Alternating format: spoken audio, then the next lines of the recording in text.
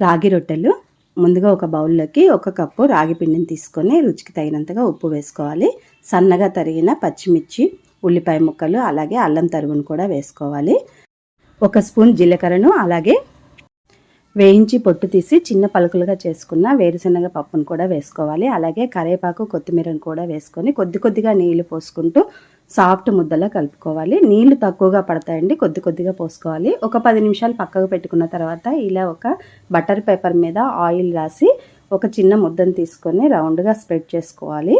తర్వాత పెనం మీద కొద్దిగా ఆయిల్ అప్లై చేసిన రొట్టెను దాని మీద వేసి మీడియం ఫ్లేమ్లో 2 వైపులు ఎర్రగా కాలేదాకా ఉంచుకోవాలి.